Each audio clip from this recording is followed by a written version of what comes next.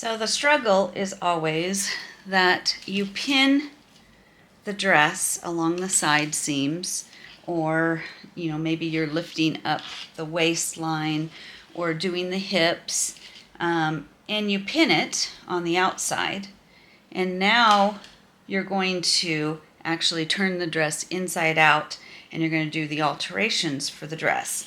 How do you get these marks in the inside?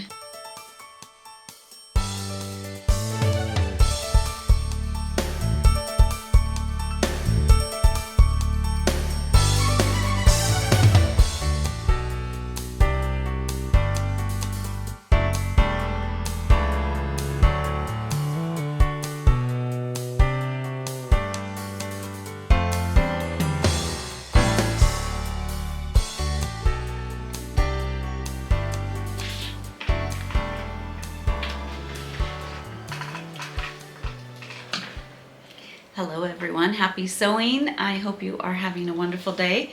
This is Christa's Dress Shop, and I'm Christa, and I am in between bridal appointments right now, fittings. Today is fitting day. I have a tendency to I do my best to put all of my fittings on one day of the week so that I can sew the other 4 days of the week. And that helps me a lot, because when I'm sewing, I can just make a mess and have a thread everywhere. And then I clean up the studio and then meet appointments all day. So I've been wanting to do more videos, but I haven't had a lot of time.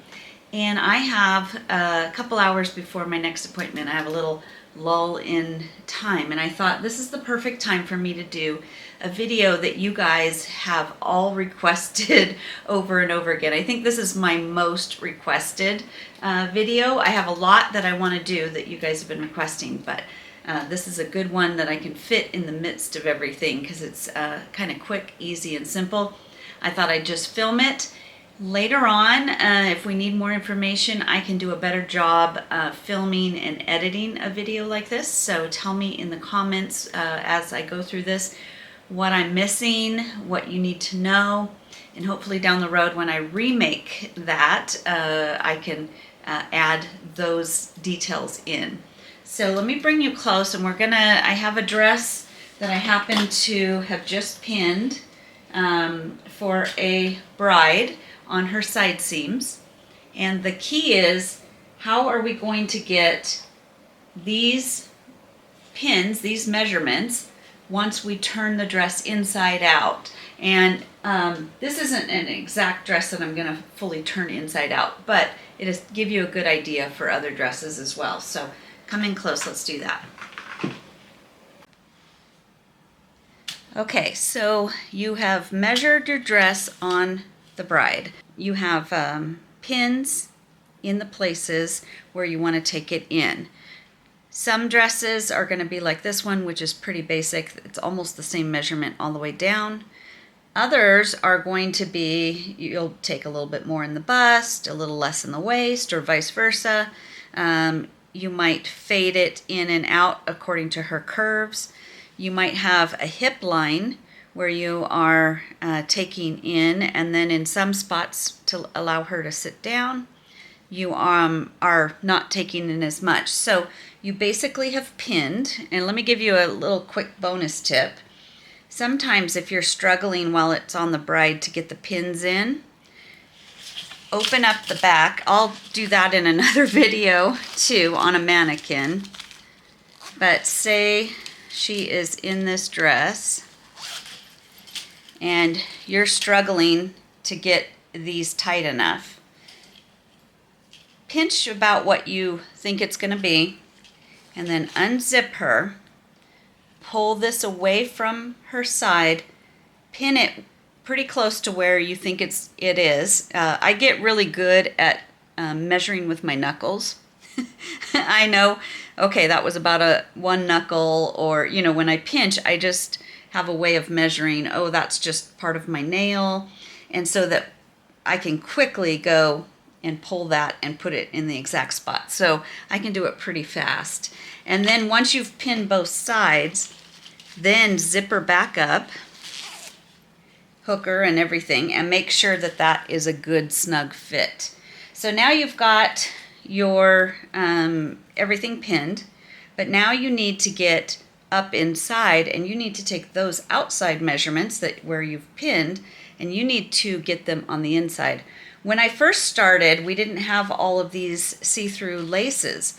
We had dresses that had a satin layer, and then they had a lining layer, and on the inside a lot of times they had an interfacing layer, or a layer that had all the boning on it. Sometimes it was separate from the lining. It's a little different now, but you probably will still come across some of those.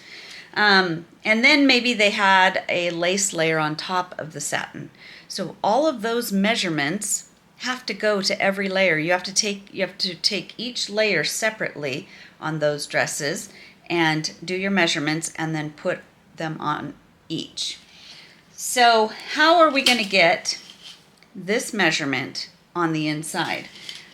Way back when I was doing this, even probably before bridal, when I was doing maybe just people's formals, or maybe tops, different things like that, blouses, I came up with this. And ironically, down the road, one of the seamstresses that I hired was using this technique. So I don't know if we all just sometimes are on the same wavelength and we think alike, or if they're teaching this somewhere. So you may find this somewhere, but I didn't learn it that way, so I may be teaching it a little different. So what I do is I create kind of a picture on my invoice. So it's going to look something, I hid her information, so it's going to look something like that on my invoice. So I will, if I'm just doing the bodice, I will just draw the bodice. This particular one, I needed to take it down her entire zipper, just because of the curves of her back right here. I wanted to get it to swoop in. And then I was actually going to lift the waistline. It was kind of tight down here, and by lifting it, I was able to get her hips into a bigger area. So this is the picture of that. And so you can see, sometimes I'll, even if it's not visible, I will put back front, but you can tell that that's the front. So this is how it will look on your invoice. But so I will just, on this particular one, I'm going to try to draw it big. I noticed in a lot of the videos I made, I kept drawing it really small because I'm used to trying to fit it onto my little invoice, so I always make little diagrams. In fact, let me show you one of my invoices. I'm going to let you see my invoices. This is an old address and phone number because this is my shop, my bridal shop. But I had a bunch of invoices left over, and so I'm just trying to get through these before I make any new ones for my new business of just alterations. But I just have their name, due date, which I usually put wedding date, and then I also will write above it if they need like bridals, if they have an earlier date or they're leaving like a week early or a month early, I make sure I note that there. Salesperson and seamstress, that was because at my shop, I needed to know who it was that sold them the dress and said I could do those alterations, or so I can go consult with them and say, what were you thinking? No, I'm just kidding.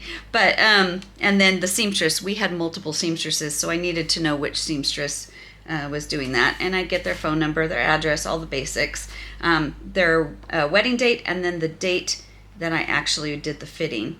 And then I just had lines here because I like to just jot down notes. I usually will put my diagrams here if I can. I have, of course, have a rush fee, out of shop fee. That's a totally different thing because when we did sell gowns, every once in a while I did have people who wanted to come and get alterations on a gown that they didn't buy there. So we did a fee so that those who bought dresses from me had a lower price.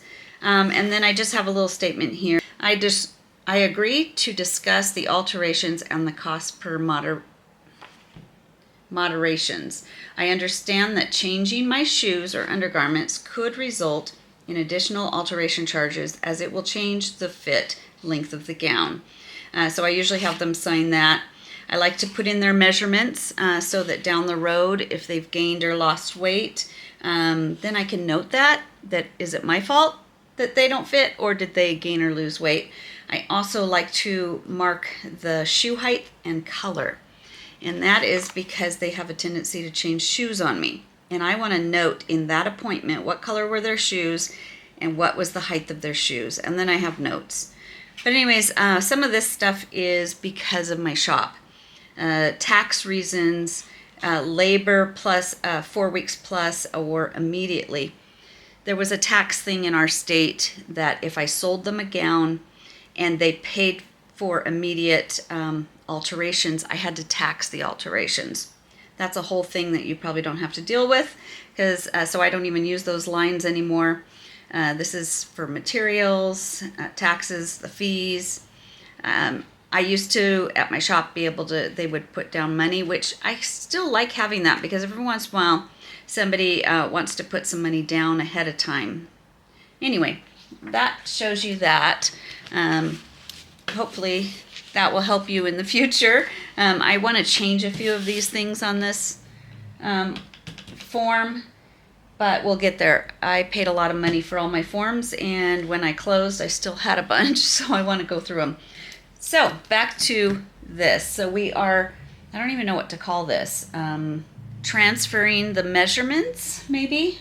Transferring the measurements from the gown to your invoice, and then back to the gown on the inside. So I'm going to try to do this bigger than I normally do. I don't know, because I'm not used to doing it this big. And I also never use a gel pen around my gowns because they're more easily can cause problems. But I thought for camera-wise, we should probably do this. Can you see? Let me bring it in.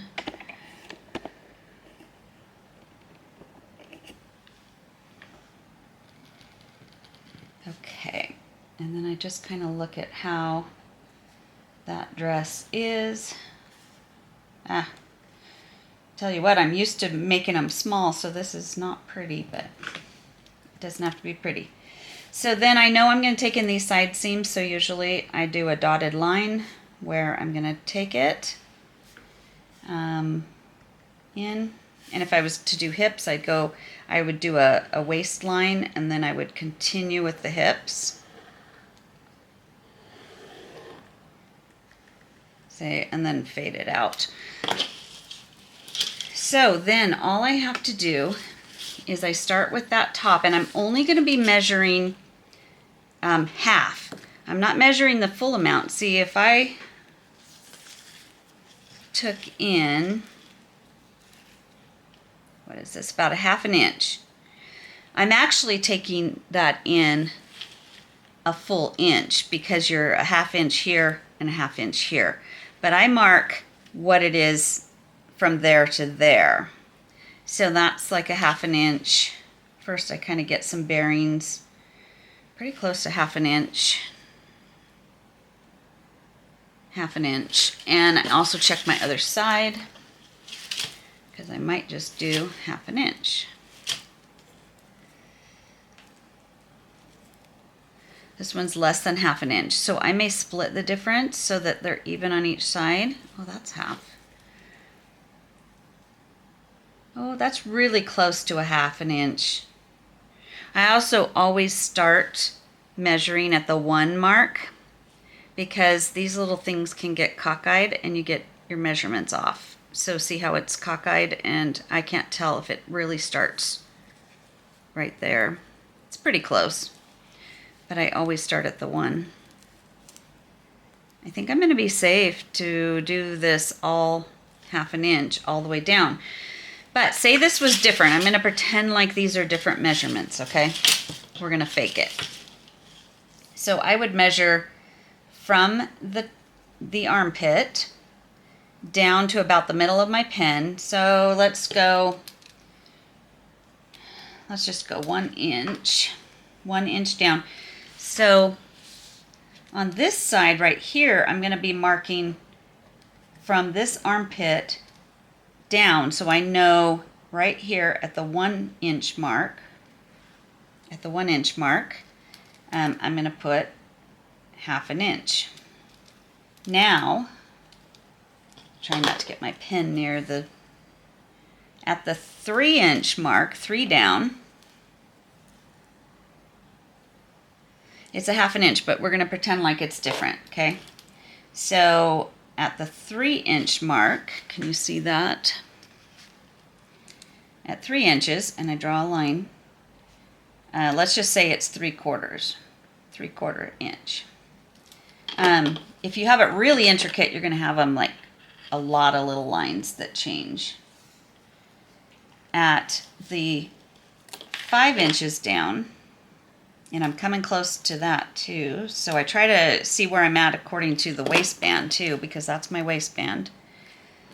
So at 5 inches down, and notice these are counting from this armpit. So they're all going, it's 1 inch down from the armpit, 3 inches down from the armpit, 5 inches down from the armpit. Okay, so let's just say right now we're back to a 1/2 inch. So then that's a 1/2 inch. And then I always measure what it is at the waistline. This particular one, I'm going to fade it out.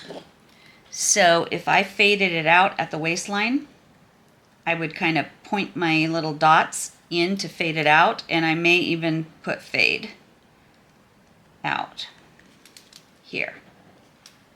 But if I'm going to continue down the hips, once I get to that, let's just cross that out because I'm not going to continue down. Once I cross my waistline, this is just what I do. You guys can make it your own, do your own thing.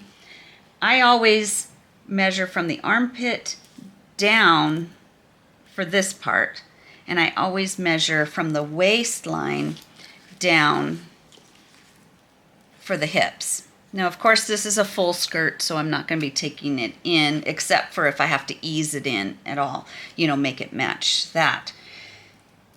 But let's just pretend like this is a more of a mermaid dress. And so I would be like, okay, 2 inches down. So notice I'm going to now say 2 inches down, and that's not from way up here, that's from the waistline. So 2 inches down. Let's just say I'm going to take it in 1 inch. And then let's just say 4 inches down. Let's go a little bit more, as if, say, she had a spot that really needed to be tightened down right there. And then now, as we would go down, you know, it would depend on her curves and where I wanted it. But say 6 inches down, we're back to 1 inch in. And let's just say 8 inches down. Now we're at the 1/2 inch mark. And then by 10 inches, now we're going to be at fade. And when you do fade this, you never want your marks, you never want to be sewing and go and just like do a quick stop. You want to like fade this. Let me show you on this side. Can I do it upside down? So say I'm sewing this on the dress and I'm coming around, and you're keeping in mind her curves. So you never want to go from point to point. Say this is point, point, point, point, point. You never want to go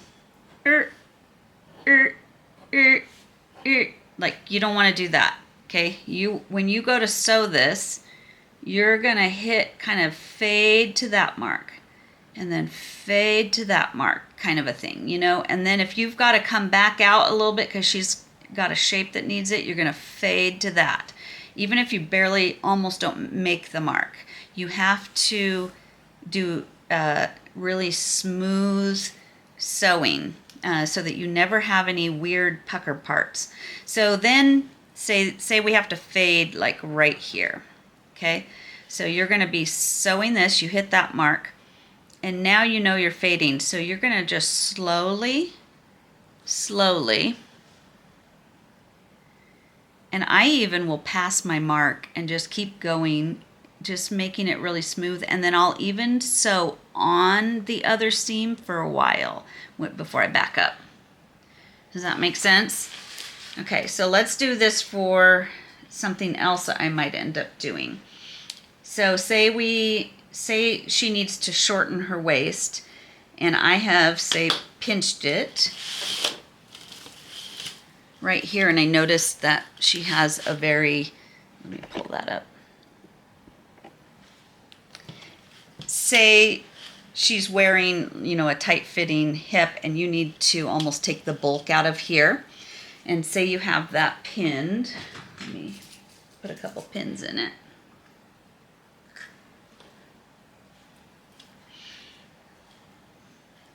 This is very loose and crazy because this isn't for real. But say I was needing to lift that skirt or take out some bulk, take out something here, and I have it pinched. So then what I would do is I would create where at the waistline right here, say I need to pull it. Oh, wrong side. Huh, am I hitting a 1/2 inch all the time? Okay, let's just say 3/4. Let's just pretend. So we know we've got to go up 3/4 of an inch. Whoops, I'm off camera here. So you'll know you've got to pinch that up in. You're going to do these measurements according to what makes sense in your brain. This is what makes sense in my brain. So you can adjust this to whatever makes sense in your brain. I think very visually. So let's see, let's do another one. What are some other alterations that we do? Oh, this one here, let's just kind of do this one because I want that away from my pin. So this particular one,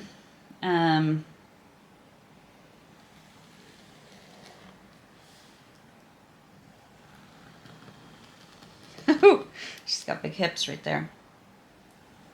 Okay, this one had these seams here.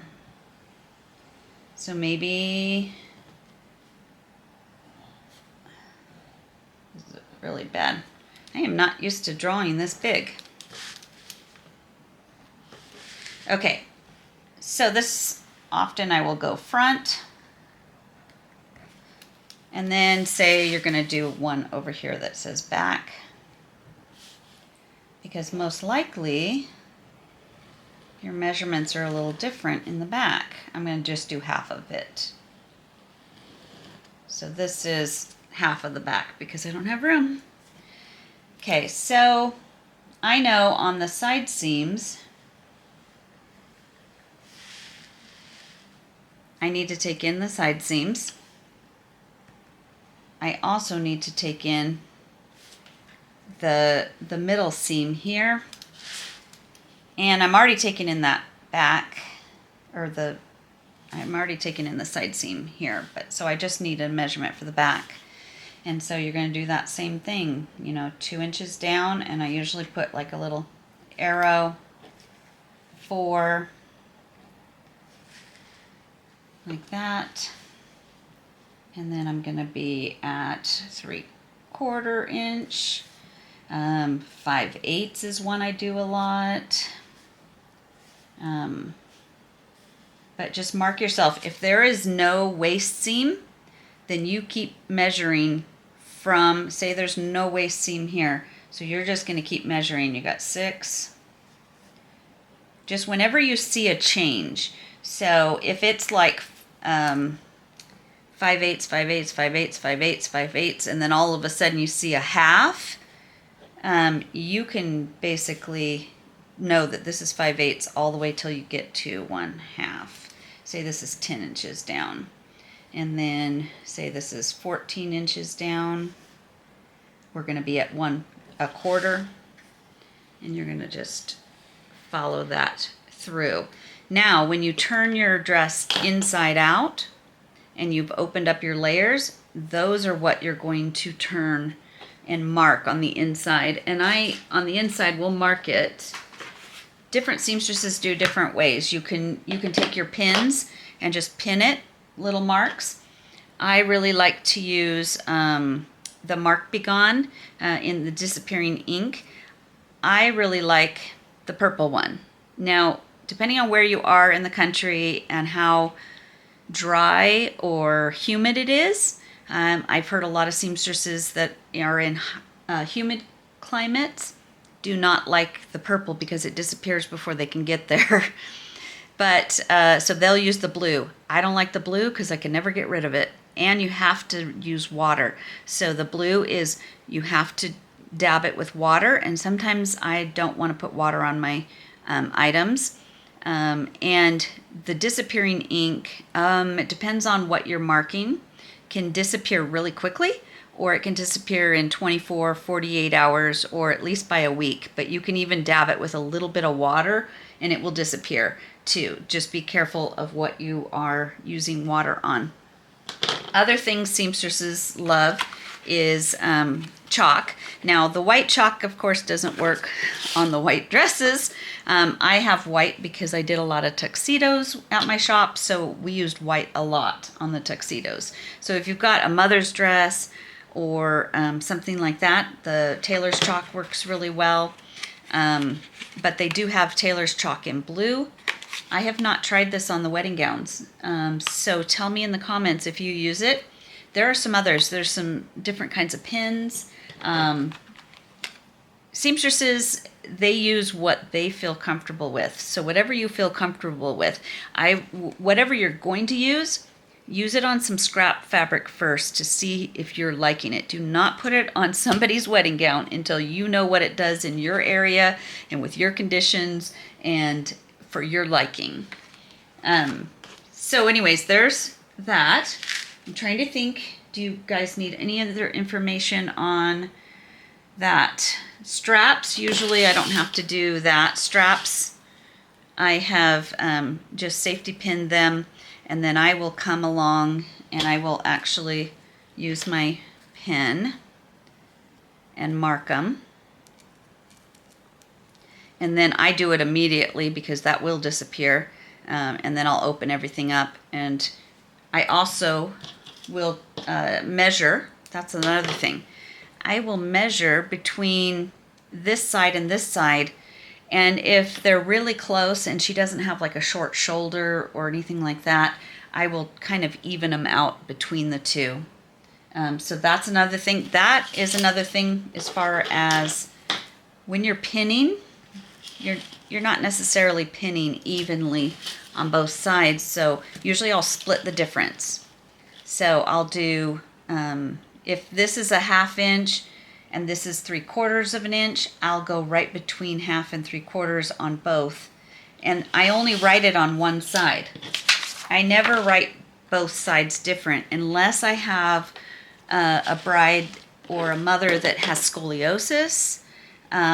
Situations like that where one of their sides is a little bit different than the other side. But for the majority, I always just even them out, and I use that measurement on both sides, and just make sure it's all even. And same with this here. If I had been pinning this side a 1/2 inch and this side 3/4, I would find the middle ground, and so that I'm the same all the way across.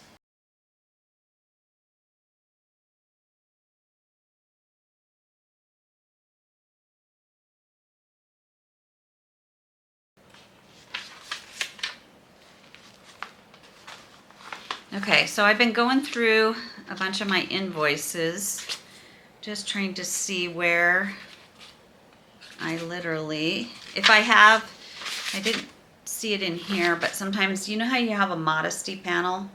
Maybe I need to show you when you add a Modesty panel. Come back in close. Okay, let's show a Modesty panel. Same thing. You can just use this just about on anything. say, you know, I'll draw the bust, and then say she wants, I do modesty panels different ways. Let me show you a couple different ways. Did I draw it small again? I keep drawing it small. Here's big. Okay, there's the bodice. And then say she's just wants like a piece of lace right here. Then I will actually do a measurement to there, say it's 5 inches up. 5 inches up. So from that point, I know to go 5 inches, 5 inches. I may even do one in the middle, and to go from there to there, what would that be? I don't know if that's more. I can't remember. It might be less, so let's go 4 inches. So I would give myself measurements just so when I pull the piece off that I put in as a sample, that I don't lose my place of how high I want it. And then I will also say I want it 7 inches wide. So I know that modesty panel is going to be 7 inches across. I know it's 5 inches up from each side to make sure that it's perfectly level. And I know it's 4 inches from there. Another way I do modesty panels, and that's just basically to cover up, you know, any cleavage or anything. The ones I like better than the straight across, unless the design for the dress is, you know, fits it going straight across. I like to take maybe a little bit of fabric, maybe a piece of lace or something, and have it poke out like that so it crosses over itself. And so I will give myself a note that it needs to be, to cover her up properly, she would prefer it to be 3 inches, you know, up from that point. And then I usually like, it's really nice if it's like a piece of lace that's kind of ruffly. And then you could always say, well, it needs to cover up a tattoo, you know, maybe that tattoo from the edge of her dress, you know, it needs to be 2 inches at least from here to cover that up. And maybe I'll go a little bit more just to make sure when she moves. Okay. What is another thing that we do? I give myself a mark. This isn't even for measurements, but I will draw this when I need to do, say it's gapping, you know, when the bust line, you know, you could see down it and it's kind of gapping funny, or it's rolling over. So I will give myself a dotted line here on her invoice, and then over in her invoice I will go gathering stitch, stitch, front bodice. And you can also put and back. So the back, sometimes they gap. I'll show you on the dress. Let me back you up a little bit.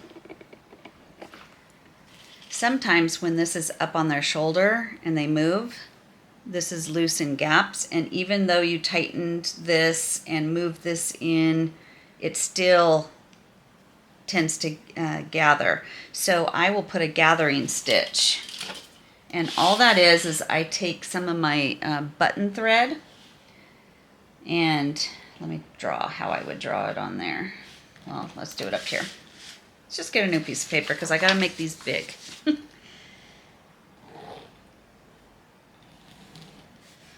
And often I dread. This is the zipper.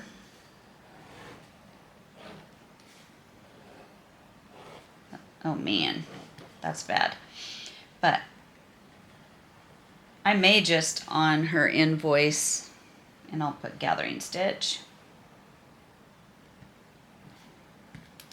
Something like that. Or just do the V and put back.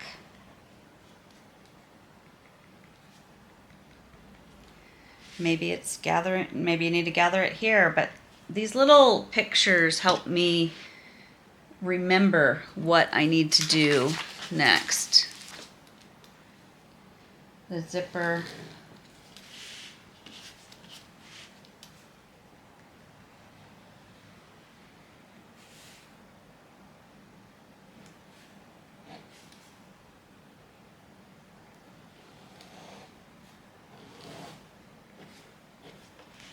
Okay, really bad drawing. Okay, so I don't mark that I'm going to be taking it in on both sides. I will be taking it in on both sides of those zippers, but I only do my marks on one side, and I just do the same on both.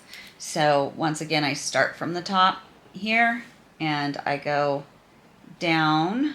I will also get a measurement up here usually, so 1 1/4. And then at the 2 mark, I'm going to be more at 1 inch. At the 3 mark, I'm going to be at 3/4. The 4, I'm going to be at 3/4. And then say it gets tighter at her waist. So at her waist, I'm going to be at a 1/2 inch at the waist. And I'll put that measurement. And then if you're still taking in at the zipper, same thing. I start measuring at the waistline. If you have a waistline. If you don't have a waistline, then start from here. At the waistline, then I'll say 1 inch down is a 1/2. And then I'm going to fade it again and just very nice and neatly fade it down. Okay, I found another one. And this particular one I think was a wedding gown. And let me see if you can see that. So this says hips. I even wrote the word hips. I mean, look at how tiny. That's why I'm used to writing really, really tiny. And so I've got the waistband. Something was going on. You know what? I think she had, I draw whatever it is. So I think this had a kind of a waist piece that kind of swooped down. And then here's her main waist. And I have an arrow down. I'm like 7 inches down, 10 inches, all of that. I usually, and then here's at the zipper I was taking it in. So I have at zipper. And I've got all those measurements. And then I have and fade in. And there's the waistband. So I just write myself a little tiny thing. I hope that helps, guys. I hope all my crazy drawings, I hope that helps you come up with something. Like I said, you don't have to do it just the way I do it. You figure out what's easiest for you to be able to transfer those measurements to the inside of your gown. Come up with something that works for you. It doesn't matter if it works for me or not. So tell me in the comments, is there a different way that you take your measurements and move them to the inside of the gown on all the different layers? I'd love to hear it. I have been doing this since the beginning. I didn't have anybody to teach me, and I had to just come up with a way to do it and to make it make sense to me. And I'm very visual, so that's important. And numbers don't work as well in my brain either, but a visual picture with the measurements on it, that really helps me. I hope it helps you. Tell me in the comments if you're able to put this into action. And we'll talk to you later. I'll see you in the next video. Love you all, and happy sewing. Have a wonderful day.